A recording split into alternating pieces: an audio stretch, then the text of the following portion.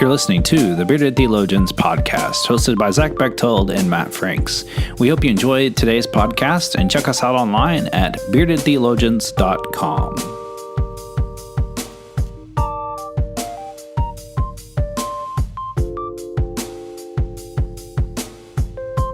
You're listening to the Bearded Theologians podcast, hosted by Matt Franks and Zach Bechtold. This week on the Bearded Theologians, we're going to carry on with our theme of talking about different things. Like, the first week we talked about discipleship as disciples make disciples.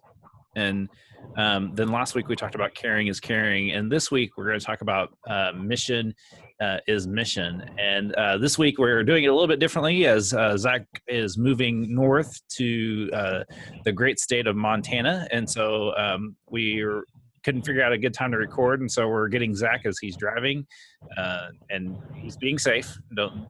He's just on his phone, so he's not videoing himself, and so it's like he's making a phone call. So Zach, as you think about mission, what kind of comes to mind?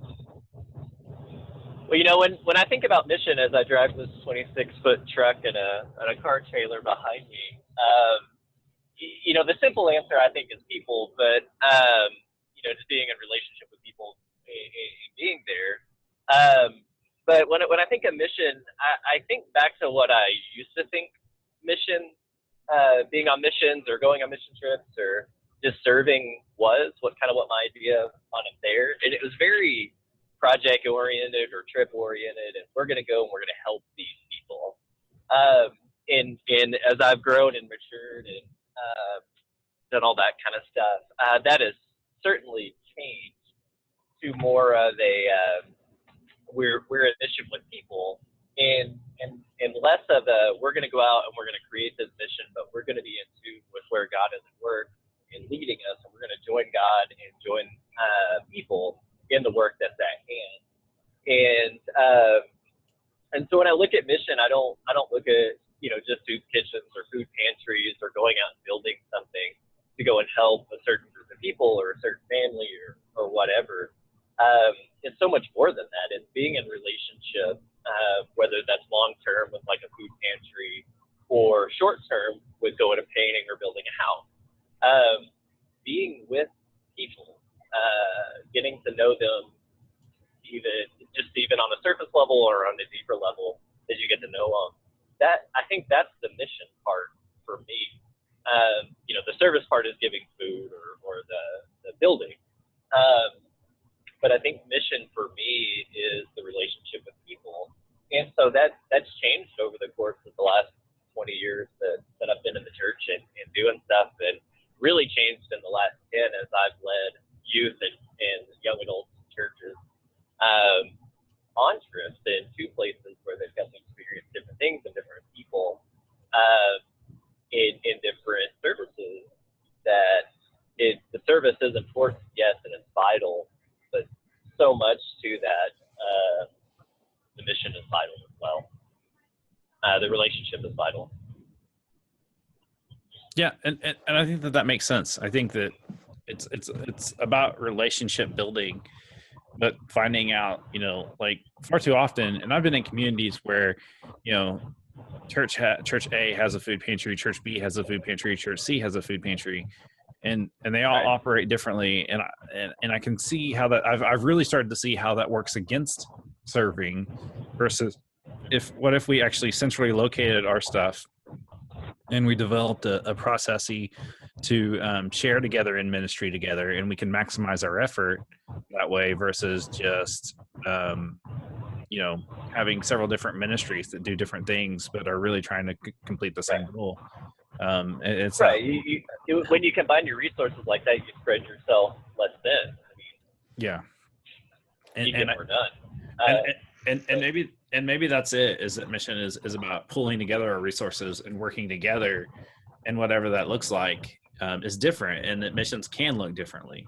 And that while going to Africa is vital, and that's one aspect of mission, that's not all mission.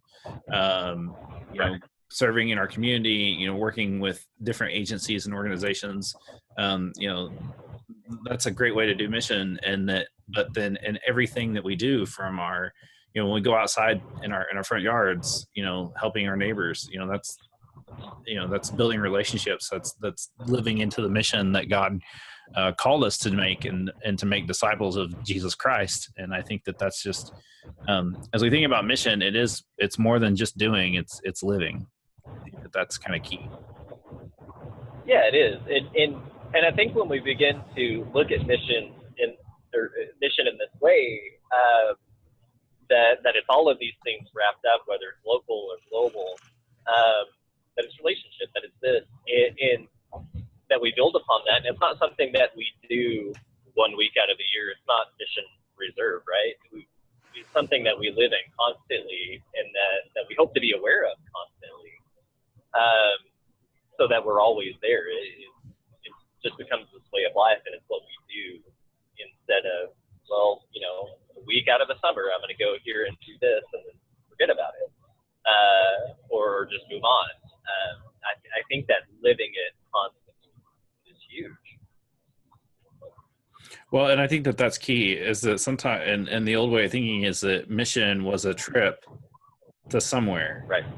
And I don't think that that's necessarily the case anymore. I think that it's about being in relationship with people everywhere and finding opportunities to share and to serve it in the name of Jesus. Do you think we've made this transition here in the last few years of making it about a trip to actually making it about relationships? Do you think we've made that transition because we understand how to process the information better? Because I think that's something that we've done poorly. We go on these trips, we have these experiences, and then we don't process it. We don't talk about what it means to do this at home, or what it meant to us there, what it means to these people. Or do you think it's a combination of that, and we're actually going out and understanding that we need to build relationships with people? I think it's a little bit of both, but I also think that we realized that what we were doing wasn't working, and that it wasn't helping. Right. It wasn't helping them, and it wasn't helping us. And we kind of stepped back and said, how can we do this better? And we found that the best way of doing it is developing relationships. And that's where, so I think of McFarland Church in Norman. This will be their 25th anniversary of going to Southwest Texas and serving in Rio, Texas area and they've developed these partnerships, and that's changed over the years. They don't do what they've been doing 25 years ago, but as they've seen the need of the community, they've been able to shape their change. And it's not just parachuting in, doing their mission, and then out and never helping again. They have developed a serious relationship that they've been able to shape and change as needed and do some great work down there. And I think that that's what it is that, I get a hard time about wanting to go to Kansas City every church that I go. And some of that is because I have a relationship with those people, and I know what their hurts and needs are, and I know that our church can provide for that. And it's just a great opportunity to have that done in a way that is just awesome. And so, I think that when we realized that what we were doing wasn't providing the help that we should be helping with, and we stepped back and said, hey, we really need to be, helping, not hurting. I think that changed how we took care of that. Yeah, I would agree with that too. I think social media helps with that a little bit. I remember probably 10, 15 years ago with Facebook and everything, people go on mission trips and you see pictures of them either doing whatever was fun, or pictures of them with people that they were with, but in the context of, look what I'm doing, look how I'm helping, and I've seen us get away from that quite a bit and actually showing the work, showing how lives are being transformed. And so I think there's a little conviction there that with social media, we're like, wait a minute, well, this is what this looks like. We've got to change. We've missed the boat. Yeah.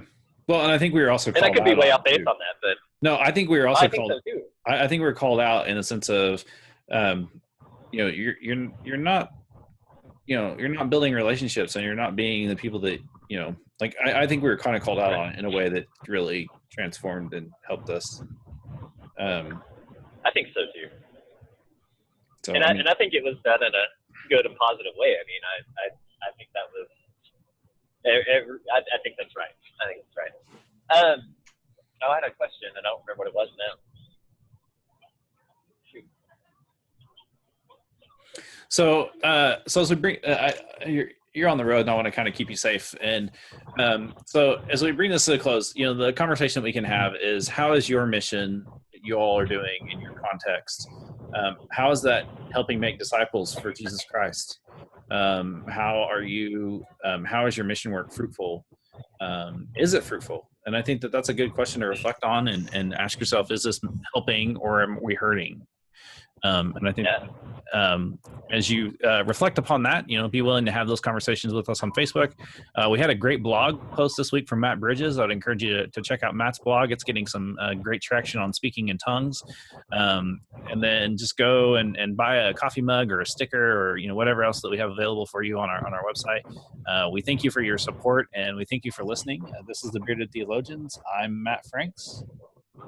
And I'm Zach Bechtold. Thanks for checking us out.